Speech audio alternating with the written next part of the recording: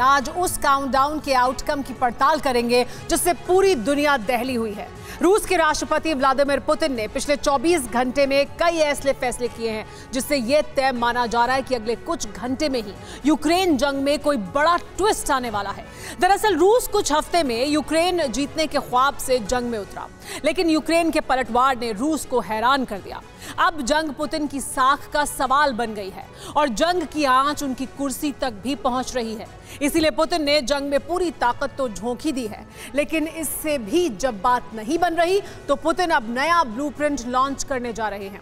इसके लिए जो क्रेमलिन में गुपचुप तैयारी हो रही है उसे देखते हुए अमेरिका समेत पूरी दुनिया ये मान रही है कि अगले 15 घंटे में रूस कुछ ऐसा करने वाला है जिससे दुनिया में महाविनाश का बिगुल बज सकता है।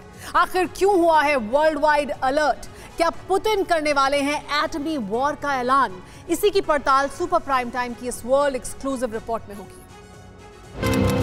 वर्ल्ड अलर्ट जारी, 15 घंटे बाद विनाश। ठीक 7 महीने 5 दिन पहले यूक्रेन पर बरसे बारूद ने एक आशंका को जन्म दिया था जिसमें महाविनाश की कल्पना थी। हालांकि उस वक्त ये नहीं पता था कि इस आशंका को साकार रूप देने के लिए महाविनाशक विध्वंस कौन करेगा। उस वक्त रूस के यूक्रेन पर अटैक के बाद अमेरिका के पाले में खड़ी न्यूक्लियर पावर कंट्रीज का रुख बेहद आक्रामक था, लेकिन ये बारूदी जमीन पर रूस के ना बदलने वाले रुख ने हालात ही बदल दिए। पुतिन एडमिनिस्ट्रेशन के भरोसेमंद चेहरे ने न्यूक्लियर अटैक पर सबसे बड़ी बहस छेड़ दी और अब हालात बता रहे हैं कि वक्त रूस की उस धमकी को सच साबित करने वाले बन गए हैं। ये कल्पना नहीं है बल्कि अनुभव की जमीन पर हालातों का सबसे सटीक आकलन है। हालात बता रहे हैं कि यूक्रेन वॉर के 7 महीने बीतने के बाद अलग अलग कड़ियां इस तरह जुड़ गई हैं जिसने बारूदी महाविनाश का माहौल तैयार कर दिया है। पहले क्रमबद्ध तरीके से इन हालातों को बिंदुवार देख लीजिए। 30 सितंबर के लिए मॉस्को की सिक्योरिटी में बदलाव हुआ है। मॉस्को की मुख्य सड़कें सुरक्षा के मद्देनजर बंद कर दी गई हैं। अमेरिका ने अपने नागरिकों को रूस छोड़ने की एडवाइजरी जारी कर दी है। अमेरिका ने माइक्रो न्यूक्लियर ब्लास्ट की आशंका जताई है। तो क्या माहौल के लिहाज से अमेरिका की चिंता वाकई सच साबित होने वाली है? क्या पुतिन ने महाविनाशक जंग की शुरुआत का ऐलान कर दिया है? हर सवाल का जवाब क्रमवार देखिए। ये भी जानिए कि अगले 15 घंटे में ऐसा क्या हो सकता है जो डरावनी कल्पना का कारण है। डोनबास रीजन को आशंका की जमीन काफी पुरानी है, लेकिन ताजा जो विनाशकारी हालात बने हैं वो डोनबास रीजन के रेफरेंडम को लेकर बने हैं, जिसके नतीजों का ऐलान फिलहाल अभी तक तो हुआ नहीं, लेकिन यह माना जा रहा है कि जैसे ही व्लादिमीर पुतिन इस रेफरेंडम के नतीजों का ऐलान करते हैं इसके बाद पूरी दुनिया के लिए तबाही का अलार्म बजना तय है और यह ऐसी तबाही होगी जिससे रोका भी नहीं जा सकेगा। दरअसल 23 सितंबर से 27 सितंबर तक पूर्वी यूक्रेन के खेरसोन, ज़ैपोरिज़िया, लुहांस्क और डोनेस्क में जनमत संग्रह कराया गया है, जिसके नतीजों को जारी करने वाली कोई अंतर्राष्ट्रीय संस्था नहीं है बल्कि क्रेमलिन है। इसलिए जंग अब खतरनाक मोड़ पर है। जाहिर है कि जनमत संग्रह के ऐलान से बनने वाले विध्वंसक हालात सबसे बड़ी चुनौती होंगे, जिसमें एक तरफ मॉस्को के खिलाफ एक्शन का संकट होगा तो दूसरी तरफ रूस की जवाबी कार्रवाई से विश्वव्यापी विध्वंसक हालात बन जाएंगे। यही वजह है कि मौजूदा स्थिति दुनिया के लिए डरावनी बन गई है। इस नक्शे में जो आप रेड लाइंस देख रहे हैं ये सड़कें बंद होने का संकेत है, लेकिन आप इस खुलासे से चौंक जाएंगे कि इसी इलाके में क्रेमलिन भी है, यानी सुरक्षा का दायरा बहुत बड़ा है। 30 सितंबर को इस पूरे 30 किलोमीटर के दायरे में कोई भी पर नहीं मार सकेगा। अब हो सकता है कि यह व्यवस्था आगे भी जारी रहे, लेकिन इस व्यवस्था के पीछे का कारण क्या है? कारण है अमेरिका की वो आशंका जिस पर चिंता गहराती जा रही है, माइक्रो न्यूक्लियर ब्लास्ट। अब पहले आशंका और अमेरिका की चिंता समझ लीजिए, फिर इसके पीछे का लॉजिक भी हम आपको बताएंगे। दरअसल अंतर्राष्ट्रीय राजनीतिक खबरों को कवर करने वाली अमेरिकन कंपनी पॉलिटिको ने एक रिपोर्ट प्रकाशित की है जिसमें बताया गया है कि अमेरिका और सहयोगी देश टैक्टिकल न्यूक्लियर वेपन के इस्तेमाल की आशंका से चिंतित हैं।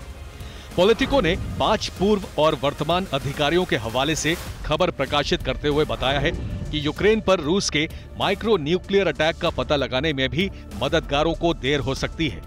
आशंका जताते हुए यह भी माना गया है कि रूस के पास मौजूद 23 डबल यूटिलाइजेशन वेपन सिस्टम का इस्तेमाल हो सकता है। डबल यूटिलाइजेशन टेक्नोलॉजी के जरिए पारंपरिक के बीच Russian force micro nuclear weapon का इस्तेमाल आसानी से कर सकती है। हालांकि ये अधिकारियों की तरफ से जताई गई आशंका के हवाले से जारी रिपोर्ट है, लेकिन कुछ अधिकारी इसमें artillery system, air defence system, cruise missile के इस्तेमाल की आशंका भी जताते हैं। यही वजह है कि अमेरिका रूस की तरफ बन रहे महाविनाश के बादलों से चिंतित है, जिसका सबूत है रूस में अमेरिका के दूतावास से जारी हुई एक एडवाइजरी, जिसमें जल्द से जल्द अमेरिकन नागरिकों को रूस छोड़ने के लिए कहा गया है।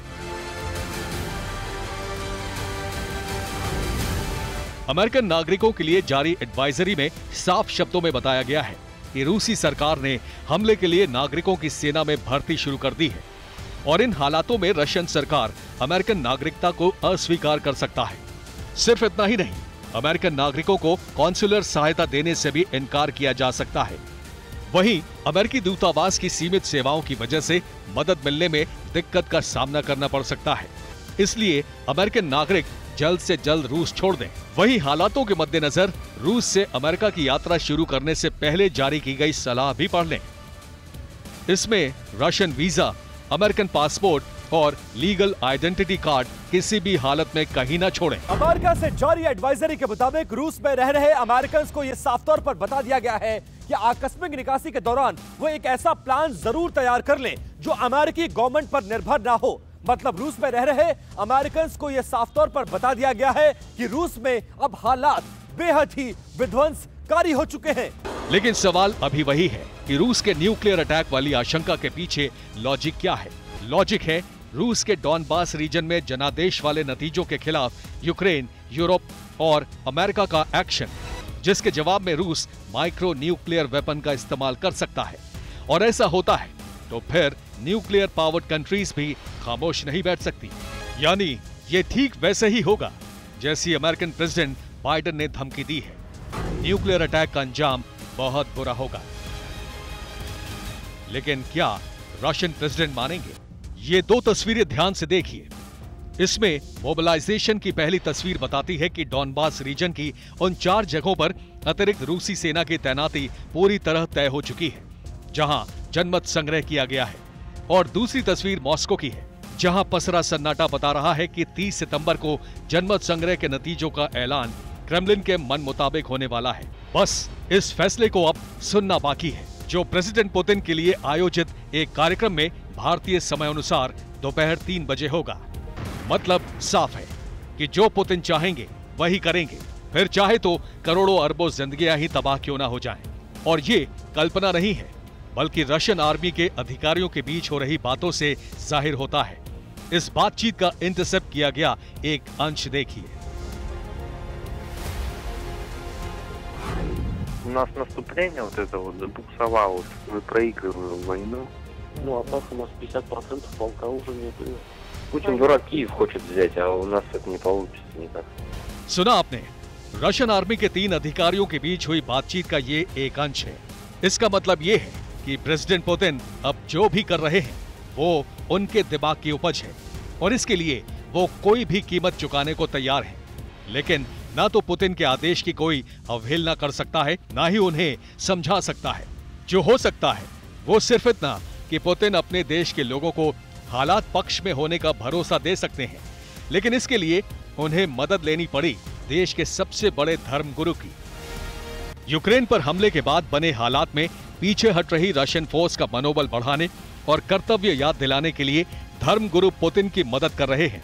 लेकिन क्या कोई ऐसा नहीं है जो पुतिन को इस जंग से होने वाली तबाही मचाने से रोके?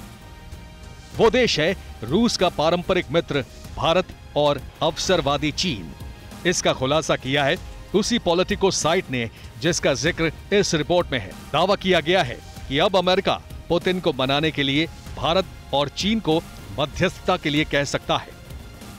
Bureau report, TV9 Bharatvarsh.